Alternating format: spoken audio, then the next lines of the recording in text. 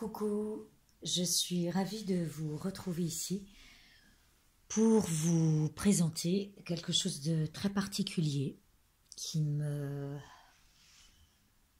réjouit de vous communiquer ou de vous montrer, de vous apprendre, ou je ne sais quel terme employer pour définir exactement ce que j'ai envie de vous transmettre ici, par le biais de cette lumière particulière, de cette lumière ici, cette petite lanterne, qui est un lien au passé et peut-être un accroche-cœur au devenir. Tout ce que je puis vous dire, c'est que la question était la suivante. Comment puis-je amener le dharma, avec la lumière qui rentre à la maison à ce moment-là, j'adore, de manière singulière, très significative, mais surtout accessible à tous, avec les cartes qui sont devant moi.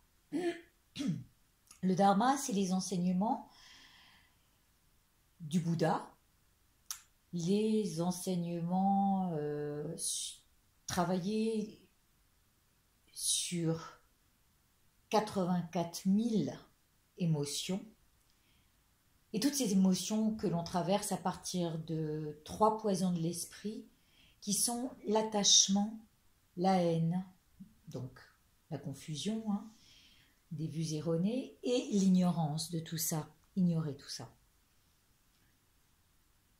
Et les premières choses qui me viennent, la première carte que vous voyez tout de suite à gauche, c'est le cadeau.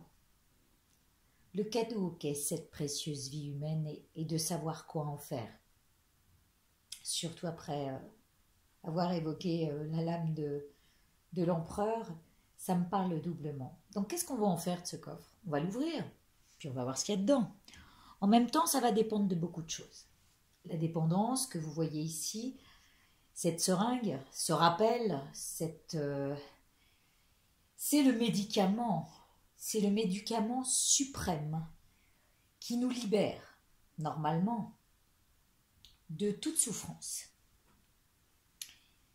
Et donc,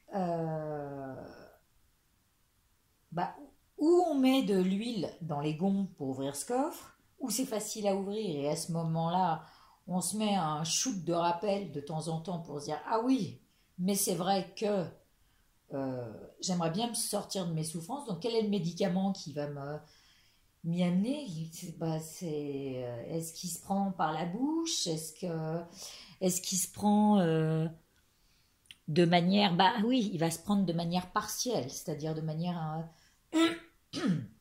ponctuelle, parce qu'on va être pris dans notre samsara. Le samsara est le cycle des renaissances dans notre vie actuelle, qui est de nous emmener et de nous accaparer à toutes nos activités inutiles et utiles à notre corps, puisqu'on doit se nourrir aussi, donc la bouche est bien là pour qu'on se nourrisse, et de manière ponctuelle. Donc on va piocher dans ce qui va nous nourrir au mieux, suivant nos intérêts à chacun, suivant l'intérêt de chacun. Et donc, quand j'ai posé la question à savoir comment amener le dharma de manière simple avec les 77, je trouve ça super, parce que en même temps, avec cette bouche, ça parle de nourriture, de tout ce que l'on met dedans, et ce qui va faire ventre, d'accord? Ce qui va nous nourrir à la fois physiquement, matériellement et spirituellement. Et puis ce qui va en ressortir, ce que l'on va communiquer, ce que l'on va partager à travers celle-ci. Voilà, la lèvre supérieure peut être les enseignements supérieurs, et la lèvre inférieure, ce qui se rattache au corps, n'est-ce pas? Au physique. Que faut-il en faire? Les moniales, elle se coupe les cheveux.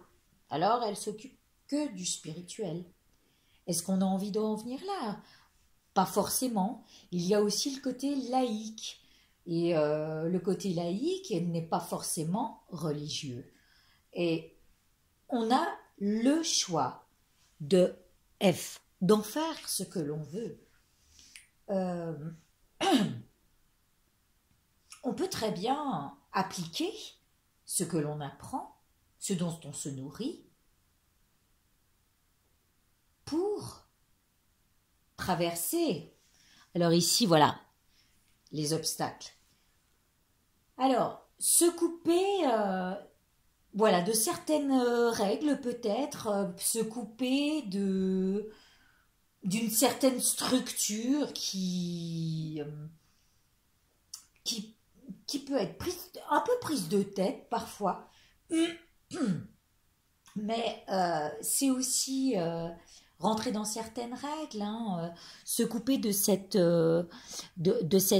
structure physique pour entrer au casse-tête, hein, de notre mental. Qu'est-ce qui se passe dans ce mental? Il passe par des souffrances, il passe par des manques, par des pleurs. Et c'est assez fluide de voir ça. Lorsque l'on se pose et que l'on regarde de quoi sont faits nos attachements. Et si on n'a pas ce qu'on veut, on est vite dans la frustration. Donc en fait, ce labyrinthe, c'est un peu dans euh, la structure dans laquelle on s'enferme par nos attachements, notre jugement à certaines choses. Et, et donc tous les phénomènes qui se manifestent. Voilà, pour moi, ça reste très, très fluide. Et ces larmes peuvent être aussi des gouttes de bénédiction sur les enseignements. Voyez, là vous avez les enseignements au bout qui sont le savoir et la connaissance. Et voilà, je crois que ça valide un petit peu ma manière de vous présenter par la suite ce que je retiens des enseignements du Bouddha et de tout ce que cela représente pour l'esprit et le corps ici incarné. J'espère vous avoir apporté tout ce qui est en mon pouvoir et avec le courant des 77. Ce qui m'amène à la lanterne d'Atisha. Atisha, je vous en parlerai plus tard. Je vous embrasse fort. Merci de votre attention et à très bientôt.